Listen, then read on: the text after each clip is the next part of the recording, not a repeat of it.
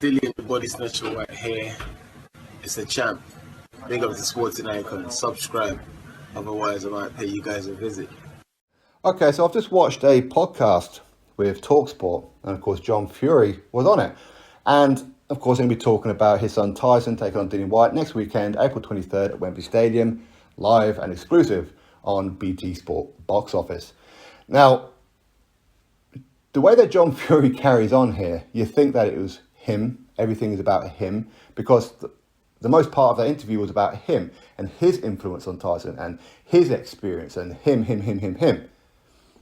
Now, I ain't gonna lie, when John first announced that he was being a huge role in this particular training camp, part of me went, good, brilliant, because that gives Dillian Whyte more of a chance to win. It does. Who's John Fury coached?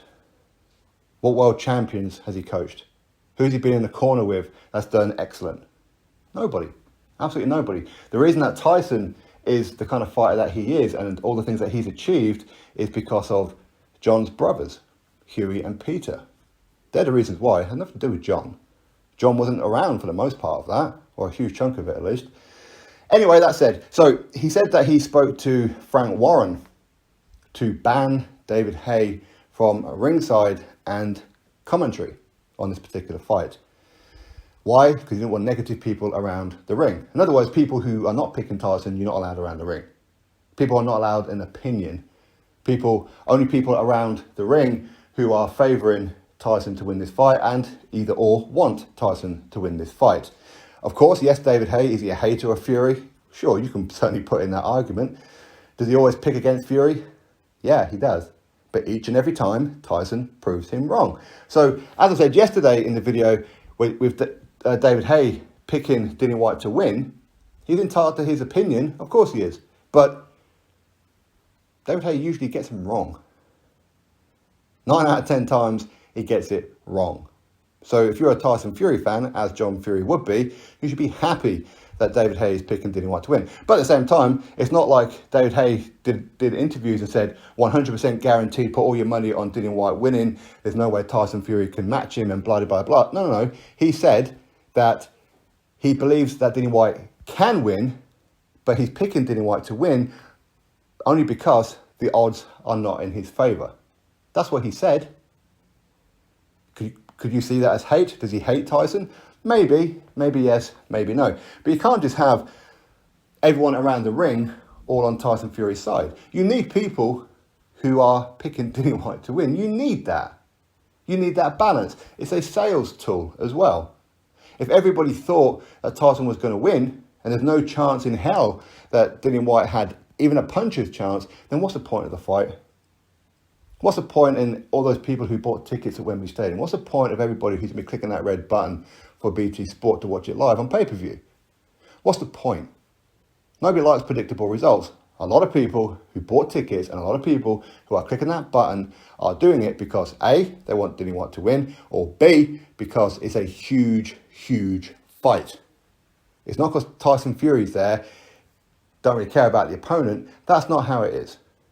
It's because he's fighting Dillian Whyte. People are allowed an opinion. John Fury, you are an egomaniac. You really are. You seem to think that the reason Tyson Fury is as good as what he is because he's carrying your gene, your DNA. Absolute cobblers. Absolute cobblers. If anything, I think John probably hinders him. Because John, he's one of these kind of people, like a lot of boxing fans, they know best. He'll have an opinion on anything and everything, and his opinion is the one that matters. Nobody's going to argue with him. So is he going to be restricting Sugar Hill Stewart from doing his job? There's a very, very real chance of that. Very real chance of that.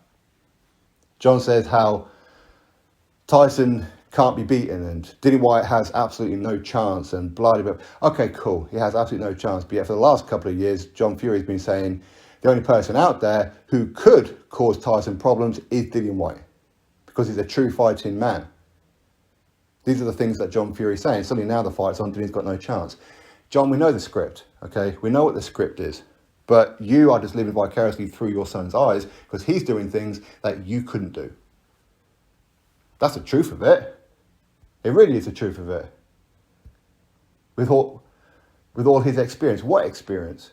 His experience of being in the professional ring himself is getting blasted out. That's his experience. That's the truth of it. I'm not hating on the man, but that's the truth of it. What experience are you bringing? What? Listen, he can be proud of his son. Of course he can. He can defend his son. Of course he can. And if he didn't, I'll be a little bit concerned.